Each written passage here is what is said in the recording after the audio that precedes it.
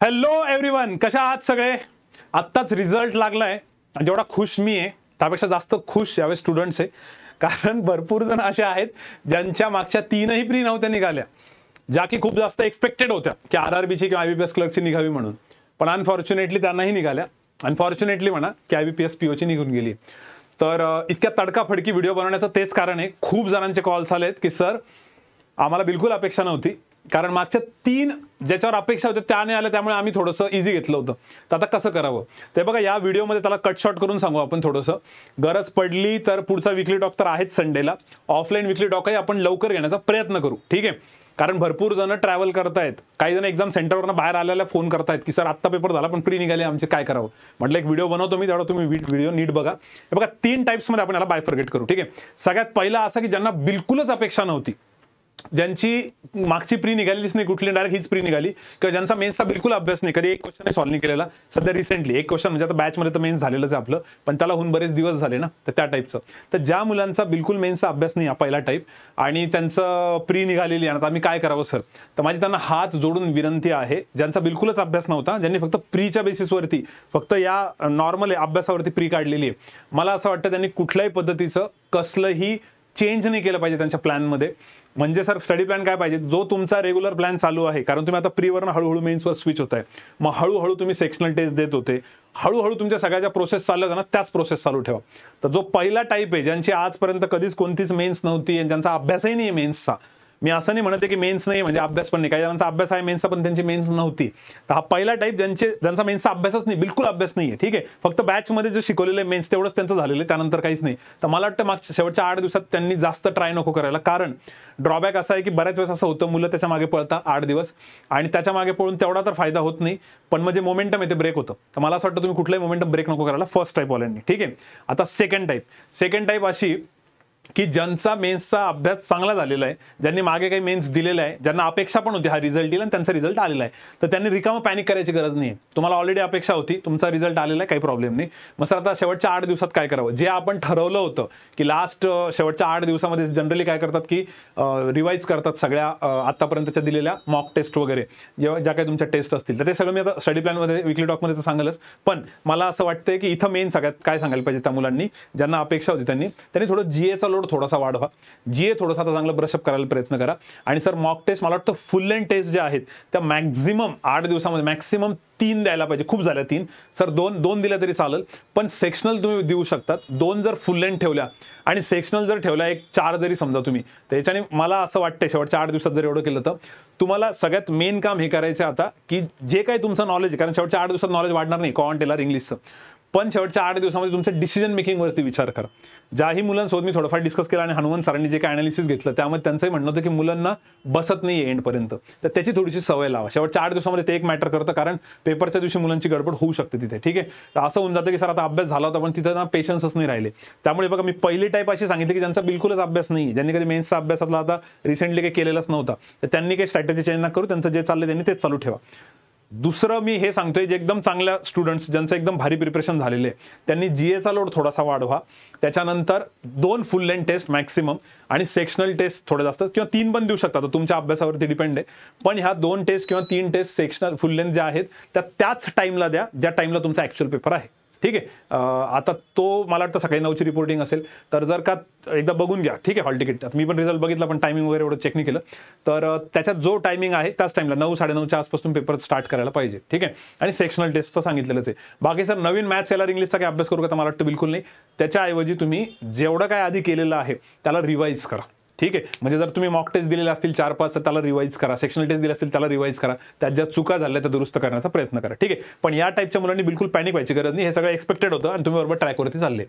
आता जे main discussion करावं लागणार या व्हिडिओमध्ये तो म्हणजे तिसरा टाईप, ज्याचा ठीकठाक अभ्यास झालेला आहे मेन्सचा, खूप भारीने झालेला, ज्यांनी एखादी मेन्स दिलेली आहे किंवा मेन्स दिलेली पण नाही आहे, पण त्यांचा आधी थोडाफार अभ्यास झाला होता ग्रुपमध्ये, कारण ग्रुप मेंबर्स करत होते, जे आता मध्ये अडकलेले की फुल प्रिपरेशन पण नाहीये आणि काहीच नाहीये असतला पण प्रश्न नाहीये, तर ह्याच्यात सगळ्यात जास्त क्राऊड असणार आहे. आणि मला वाटतं हा व्हिडिओ बघणारा क्राऊड तोच आहे सगळ्यात जास्त. मग यांनी काय करावं, यांनी सगळ्यात पहिले मला असं वाटतंय GA वरती फोकस करावा शेवटच्या 8 दिवसात. कारण मी ज्याही मुलांशी थोडंफार फोनवरती बोलणं झालं, खूप कमीच बोलणं झालं, त्यांना फक्त मी हेच म्हटलं तुम्ही व्हिडिओ बघा, पण त्यांच्या जे रिॲक्शन ऐकली एवढं कळतंय की यांच्यात पोटेन्शियल आहे क्रॅक करण्याचं, पण कॉन्फिडन्स बिलकुल नाही आहे कारण की प्रिपरेशन तेवढं नाही आहे.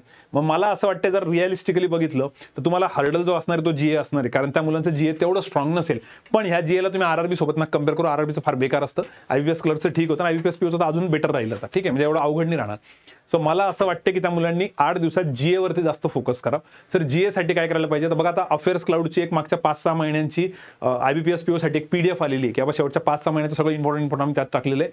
तर अशा टाईपची PDF जी अफेअर्स क्लाउडची आहे तशी मला वाटतं प्रत्येक सोर्सची असेल, प्रत्येक सोर्सची असणारच आहे. जसं प्रॅक्टिस मॉकचे बेस्ट 500 येतात किंवा मागच्या 3-4 महिन्यांचे जे इम्पॉर्टंट क्वेश्चन्स आहे तुमच्या आजूबाजूला जे कोणी सिनियर असतील तेही तुम्हाला सांगतील, पण तुम्हालाही माहिती असेल कारण तुम्ही ठीकठाक अभ्यास केलेला आहे. तर मला असं वाटतं की जेमतेम GA क्लिअर करण्यासाठी एक 3 to 4 hours, 4 तास तर समजा, 4 तास मॅक्स समजा, 4 तासापर्यंत तुम्ही वेळ द्यायला पाहिजे. मग सर बाकी वेळ पण सांगतो, म्हणजे तुमचं पहिलं टार्गेट हे पाहिजे अशा स्टुडंटचं की बस तुमचा GAचा कट ऑफ निघायला पाहिजे.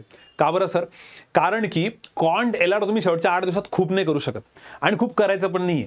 तुम्हाला आता पूर्णपणे डोकं शांत ठेवून फक्त हे ट्राय करायचे की पेपरमध्ये तुम्ही 1-2 सेट जरी मारले मॅथ्सचे, कारण तुम्हाला माहिती आहे 8-8, 9-9 अटेम्प्ट असतो मुलांचा, त्याच्यावर निघतात पण पेपर, ठीक आहे, तर बस तुम्हाला ते पकडायचे. त्यासाठी ना या सॅटर्डे संडेला एक सेशन होईल ज्याच्यामध्ये फक्त मिसलेनियस राहतील कॉन्टचे, म्हणजे तुम्ही DI अटेम्प्ट न करता बेसिक काय अटेम्प्ट करू शकता याच्यावर एक सेशन राहील. ते आता आवर्जून करा ते. तर त्या सेशननी तुम्हाला कळेल की मला हे क्वेश्चन तर पेपरला पिक करायचे जे की 4-5-6 क्वेश्चन तर देतात असते, ठीक आहे.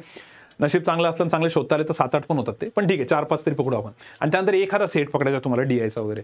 तर म्हणून मला असं वाटतं की मॅथ्स LRची जास्त प्रॅक्टिस करायची गरज नाही आहे, तर GAचे जास्त फोकस करा. मग सर मॅथ्स LR इंग्लिशसाठी काय करायला पाहिजे, मला असं वाटतंय मॉक टेस्ट तर तुम्ही द्याच, 2 तर फुल लेंथ टेस्ट द्याच तुम्ही, आणि ना बसण्याची तयारी करा. ह्या टाईपच्या मुलांचा मला सगळ्यात मोठा इश्यू आवडतो की यांना तेवढा प्रॅक्टिसच नसणार एवढ्या वेळ बसण्याची, त्यामुळे जे काय येईल ते येईल पण पूर्ण बसून राहा, त्याची एक सवय लावा. सेक्शनल टेस्ट जास्त द्या, जे मी सेकंड टाईप वाल्यांना सांगितलं. सेक्शनल टेस्ट रोज एक कॉन्ट एक LR दिली तरी चालेल, पण जर एखाद्याला खूपच असं वाटलं की नाही मला खूपच बर्डन येते, मग तुम्ही सेक्शनल टेस्ट न देता युट्यूबची प्लेलिस्ट जरी बघितली आणि तुम्हाला फक्त माइंडसेट काय ठेवायचं आहे की त्या क्वेश्चनला किती ड्रॅग करायचे. हा क्वेश्चन अवघड आहेत पण आपल्याला पेशन्स ठेवायचे, आपल्याला होप्स लूज नाही करायचा.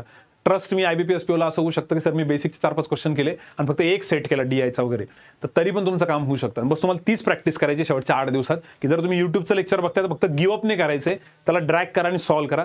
जर तुम्ही युट्यूबचं लेक्चर नाही बघत आहे, तुम्ही सेक्शनल टेस्ट देताय, तर सेक्शनल टेस्टमध्ये फक्त एक सेट पकडा आणि त्याला एंडपर्यंत ओढा.